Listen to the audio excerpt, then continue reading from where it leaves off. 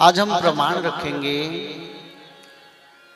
श्रीमद् भागवत महापुराण में आत्मदेव के पुत्र गोकर्ण के भाई को कैसे भागवत महापुराण का 7 दिन श्रवण से उनको वैकुंठ प्राप्ति हुआ, इसका विचार रखेंगे। श्रीमद् भागवत महात्मा तुंगभद्रा नदी के किनारे एक ब्राह्मण के घर था। उस ब्राह्मण का नाम आत्मदेव, बड़ा संपत्ति का मालिक थे, वैभव संपत्ति सब कुछ था। पर ब्राह्मण का कर्म के अनुसार वो हर दिन भिक्षा मांग रहे थे। सब कुछ था पर उसमें उनका कोई आसक्ति नहीं था, क्योंकि जो मानव मेहनत नहीं करते हैं, जो मानव बैठ के भोजन करते हैं, उनको गधा जैसा जन्म मिलता है। आपका यहाँ कम है, राजस्थान में गधा जात का हम देखें। जो लोगों का पास पैसा है, पिता माता का संपत्ति का मालिक से बैठ के खाते हैं, उनको गधा जन्म मिलता है और सारे कर्म चुकाता है। कर्मानुबंधिनी मनुष्य लोके, ऐसे कोई मानव नहीं है बोले मेरा पास सब कुछ है, नहीं, सब कर्म का अधीन है, बंधन में है। तो सारे संपत्ति, सारे वैभव, प्राचुर्य होने के बावजूद भी आत्मदेव रोज 7 घर भिक्षा मांग के अपना परिवार गुजारते थे। उनके पत्नी जो है वो बड़ा घमंडी, अहंकारी, देखने के तो सुंदर थे पर सदाचार नहीं था। वो कर्म से विमुख था, अच्छा कर्म कभी नहीं करता था, सदा सर्वदा अधर्म में मती था। उनकी पत्नी का पाप के कारण और आत्मदेव का पूर्व जन्म में किया हुआ कर्म के कारण उनको कोई पुत्र संतान कुछ भी नहीं थे, कोई संतान संतति कुछ भी नहीं थे। तो क्या करेंगे? आत्मदेव ने इसके लिए बड़ा दुखी थे। उनकी घर में पले हुए गोमाता का कोई संतान भी नहीं होता था, क्योंकि निसंतान के कारण जो गोमाता घर में पालन करते थे वो बंध्या हो जाता था।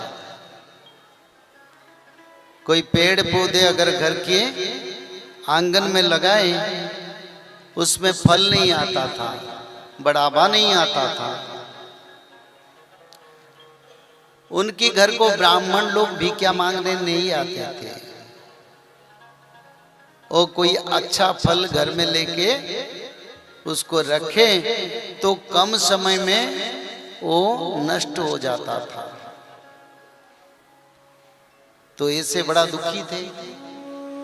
ना पुत्र होने के कारण, निसंतान होने के कारण वो सब अनुभव कर रहे थे, क्योंकि ब्राह्मण है, ज्ञानी है। एक दिन उन्होंने सोचे कि जाके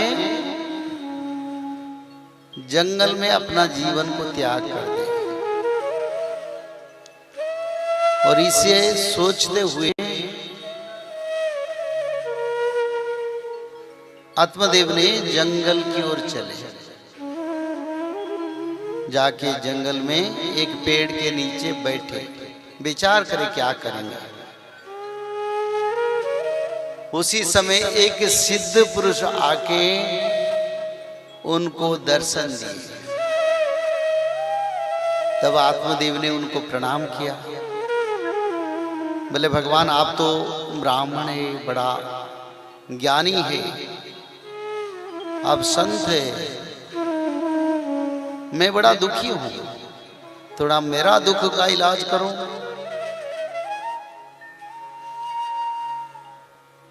तब वो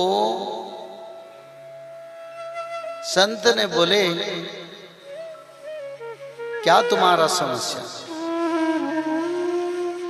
तब आत्मदेव ने बोले मेरा कोई संतान नहीं है, निसंतान होने के कारण सारे दुख मेरे को मिलता है, इसीलिए मैंने आत्महत्या के लिए आया हूं।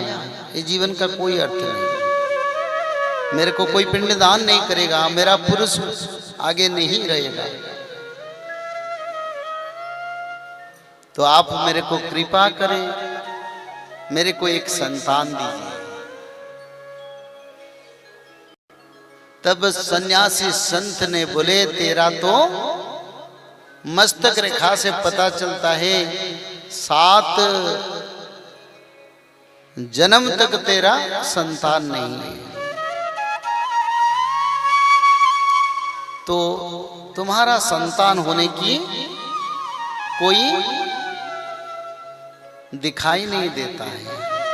जय श्री माधव। जल प्रलय, महामारी और भूकंप, अग्नि प्रलय, वर्ल्ड वार 3 और महाविनाश, ये तो एक दिन होना ही है, लेकिन इस सब से आप बच कैसे सकते हैं? सबसे पहले नॉनवेज खाना छोड़ दीजिए, अंडा भी नहीं खाना है, और किसी भी तरह का नशा मत करिए, और गलत काम मत कीजिए, और सत्य, प्रेम, दया, क्षमा और शांति का आचरण कीजिए, और 3 चीज कीजिए। उसमें से सबसे पहला है त्रिकाल संध्या यानी त्रिसंध्या। उसको दिन में 3 बार करते हैं। जैसे सुबह में करते हैं ब्रह्म मुहूर्त में, सुबह 4 बजे से लेकर के 6 बजे के बीच में आप कभी भी कर सकते हैं, लेकिन आपको समय नहीं मिला तो समय आप आगे पीछे कर सकते हैं, आधा घंटा 1 घंटा पीछे कर सकते हैं। दोपहर में 11:30 बजे से लेकर के दिन का 1 बजे तक कर सकते हैं, उसके बीच में शाम को 5 बजे से लेकर के 6:30 बजे तक कर सकते हैं। दिन भर में 1 बार नहा के त्रिकाल संध्या जरूर करें, बाकी समय आप हाथ पैर मुंह धोकर भी कर सकते हैं, और 3 बार आप श्री गंगे बोल करके स्टार्ट कर सकते हैं। जो दूसरा उपाय है वो है श्रीमद् भागवत महापुराण पठन। दिन में 1 अध्याय जरूर पढ़ें, दिन भर में 1 अध्याय जरूर पढ़ें, वो भी ना हो सके तो 1 पन्ना तो जरूर पढ़ें, अगर उतना भी समय नहीं है तो 1 श्लोक जरूर पढ़ें। तीसरा उपाय माधव नाम का जप करें, निरंतर करें, कोई भी काम करते हुए करें, हमेशा माधव नाम का जप करें। त्रिसंध्या का पीडीएफ, श्रीमद् भागवत महापुराण का पीडीएफ और भविष्य मल्लिका का फ्री ई बुक भविष्य मल्लिका पुराण, ये सब आपको डिस्क्रिप्शन बॉक्स में मिल जाएगा। भविष्य मल्लिका के बारे में अधिक जानकारी के लिए आप भविष्य मल्लिका के वेबसाइट पर संपर्क कर सकते हैं भविष्यमल्लिका.com, और अधिक जानकारी के लिए भी कल्कि अवतार ऑफिशियल चैनल को देख सकते हैं, जहां पर मल्लिका के बारे में खुलकर बातें रखी गई है, जहां पर आप लगभग 1000 जितना वीडियो आपको देखने को मिल जाएगा। और भी आपको अधिक जानकारी जानना है त्रिसंध्या के बारे में और कोई आपको सवाल है तो नीचे दिए गए नंबरों पर आप संपर्क कर सकते हैं।